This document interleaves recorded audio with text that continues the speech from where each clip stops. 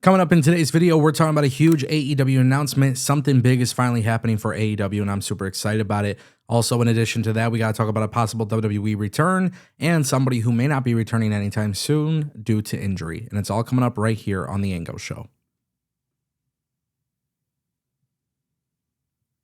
All right, guys, first things first, I want to kick things off with a very interesting topic surrounding Jade Cargill, because as you guys know, Jade Cargill was completely busted open this past week on Friday Night SmackDown, and a lot of people were really concerned about her health moving forward. We saw the dirty pictures, and they're just nasty, to be honest with you guys. The cut over her eye, it's too graphic. I can't even post it on here, but there was this huge belief that Jade Cargill would be missing a lot of time, maybe even require, some plastic surgery.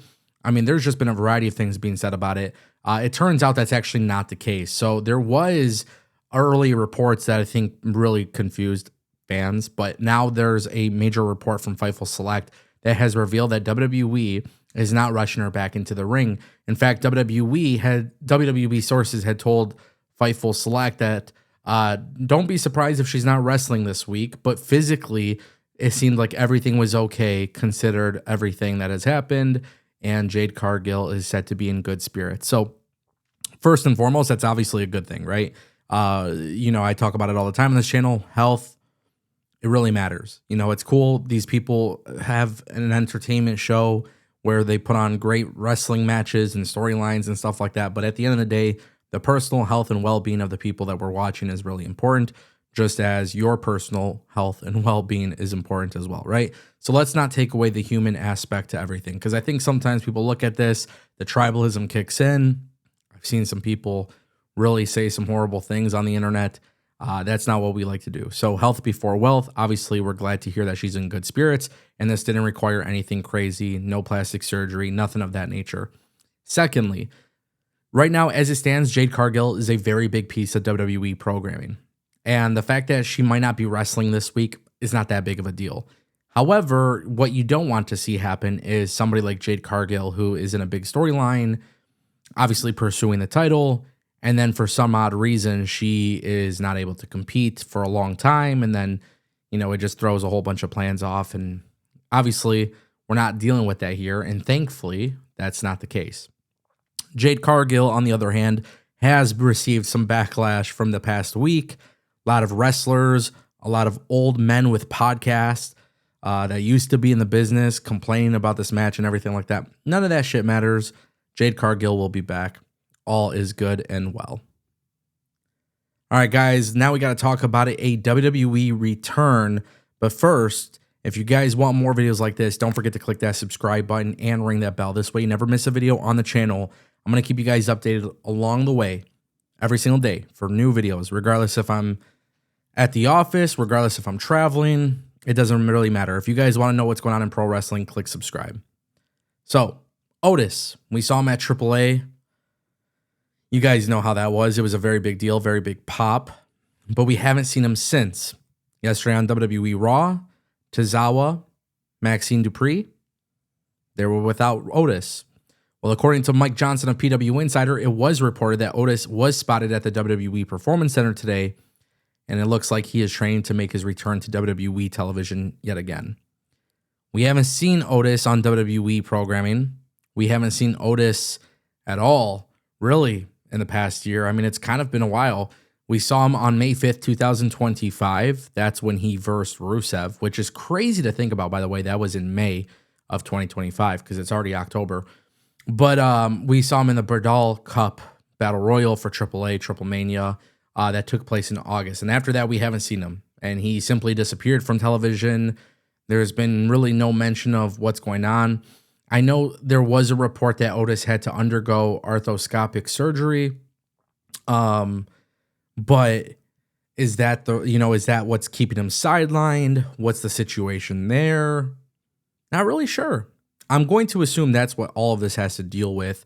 Sometimes we see wrestlers who are injured show up on TV, but they're in a non-wrestling role, especially with Otis, considering what's kind of been going on with him and the Alpha Academy. They're largely just comedy characters. You see them a lot in backstage segments. A lot of people didn't think the surgery would keep him off of TV. I think that's exactly what we have seen. I think the surgery has kept him off TV. And then I think realistically, the truth is Otis is not a major player in WWE programming. So the fact that he's actually training at the Performance Center is a good thing, because even if WWE doesn't bring him back to like WWE Raw, you can always put him in NXT. But most importantly, look at what happened at Triple Mania and the reaction that he received. He's a utility. This is a guy that is a great use for WWE. And you know, some people are not happy with wrestlers being comedy characters and stuff, but when you look at this guy's skills, when you look at what this guy does and everything he possesses, he's probably going to be in WWE for a long time because of that. So whether it's WWE programming or AAA, I think that's the real question here, but I am excited, and hopefully he's healthy and ready to go, and I can't wait to see what happens. I'm not the only person who is excited for Otis, man. This guy makes us laugh. I think we're all pretty used to that, and we like that. All right, guys, AEW made a huge announcement. This one is actually really exciting. I feel like maybe this is the nerd inside of me that is happy about this, but man, you guys know AEW, it's under Warner Bros. Discovery. Warner Brothers Discovery also owns DC. And so now today there was a huge press release that went out, and I'm just going to read it to you guys. The Justice League meets AEW in a 2-issue comic book event with an exclusive preview debuting at New York Comic-Con. It's October 1st, and they're calling this an electrifying crossover that unites two powerhouse universes in a bold new storytelling experience. This unprecedented collaboration will bring the Justice League and AEW's top wrestling talent together in a high-octane 2-issue comic book event, launching with a special preview at Comic-Con.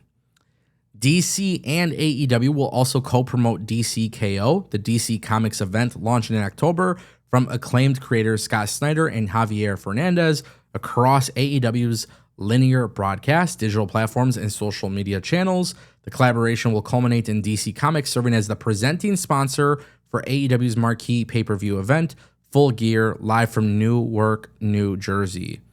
AEW is officially entering the DC universe. Now, we'll see what it looks like. We'll see what happens. But it seems like Mercedes Moné, Jon Moxley, Will Ospreay, Darby Allin, Swerve, Hangman, Tony Storm, Willow Nightingale, Orange Cassidy, and Kenny Omega will all be involved in this. There's obviously a lot more information you guys could read for the press release, but listen, if I have to explain this, I will. It's really important that you get crossovers with professional wrestling. That's the only way you can naturally try to grow the product. WWE does this a lot with a whole bunch of different companies. We're starting to see AEW do it more, and it's exciting. And for anybody who's into superheroes or DC, right? Like, I know there's the Marvel fans and there's the DC fans, but anybody who's into that kind of thing, plus professional wrestling, this is for you. Really excited to see what that can be long term. You know, if AEW does more video games, is there a possibility that you can have DC crossover? Or what about DC video games where you can have Will Ospreay or Kenny Omega in the game? Like, it doesn't matter. There's just a million things, but this is how you build, right? Step by step, little by little. Super exciting stuff. Let me know what you think down below.